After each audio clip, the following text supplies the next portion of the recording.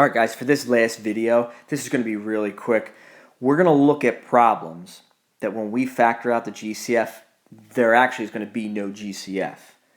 So what that would mean is the only number that goes into everything that's there is just 1. So if the GCF is 1, there really is no GCF. Now I'll put a little cross for this. If there's no GCF, then we just go down and just do this step. And then we just factor into 2 binomials. So these problems on this handout for the note sheet, they're kind of mixed. The first 3 that we did, there was a GCF. Now I'm going to skip, I'm actually going to skip number 4. I'm going to go to number 5. Now if you look at 5 and 6, let's bring this down here. These are kind of mixed in. So if I did 5, what kind of gives it away, if you look at 5 and 6, see how we just have x squared or 1x squared? That kind of gives it away, right? If that's 1, then the biggest number can be is 1 is the GCF, so there really is no GCF. So these 5 and 6, right off the bat, there's no GCF. So then we can factor in the 2 binomials. So this should be less work than the previous video. So I know since we start with x squared, we're going to start out with x in each. Now remember, this is the product. As soon as I see that product is negative, I have to have mixed signs, so I'll put a plus and a minus. Because a plus times a minus gives me a negative. Okay, and then if I listed my factors for 42, again, you might see it right off the bat if you're good with your times tables, but I'll just write it out for this one. Let's see here, 1 times 42 is 42, 2 times 21. I believe 3 goes into it 14 times. 4 doesn't go into it, 5 doesn't go into it, 6 goes into it 7 times. Now, I know we usually say that this is the sum, but usually when this is negative, I'm going to say what gives me a difference of 1? And it's this, 6 and 7.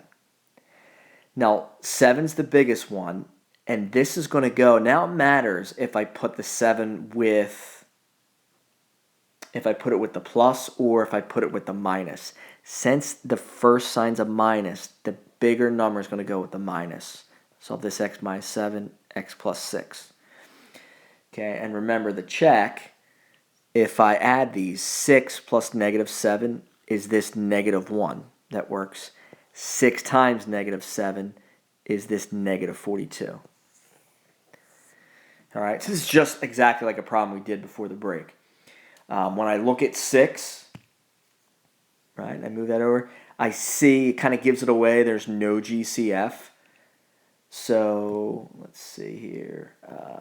Okay, we'll do it in red. So no GCF. So I go right to factoring in the 2 binomials. So I have x and x. Now, the last sign's always the most important. Since the last sign's a positive, I always say same sign of the first. So what that's telling me, if the sum's negative 13 and the product's 40, the signs in here have to be the same as this, which they're both negative. Right? If I write out all my factors of 40, right, I have 1 times 40, 2 times 20, see, 3 doesn't go into it, 4 goes into it, what, 10 times? 5 goes into it 8 times. Let's see, 6 and 7, they don't go into it. Now, since this is a plus, I'm going to ask myself, out of these 4 factors, or these pairs of factors, which one adds to give me 13? The 4 and the 10 is real close, but it's this, 5 and 8. So I'm going to put x minus 5 and x minus 8. And again, the quick check when I add them, negative 5 plus negative 8 is this negative 13. And then if I multiply, negative 5 times negative 8 gives me positive 40. So that's the answer.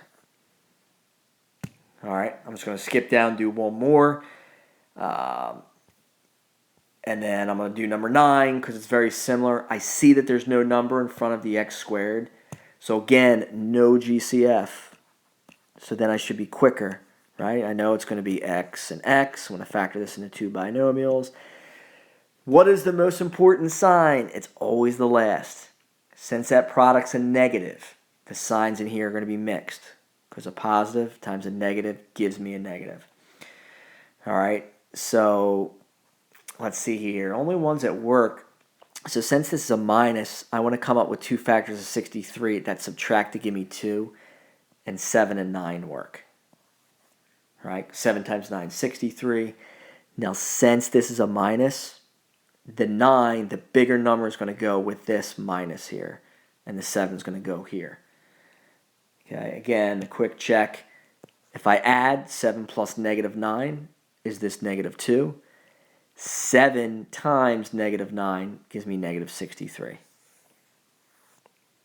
All right, so that kind of finishes it up. When you do the homework, always ask yourself, what's the GCF? If you have a GCF, factor it out, then factor in the two binomials. If there's no GCF, like these three problems, just go right to factoring it out into two binomials.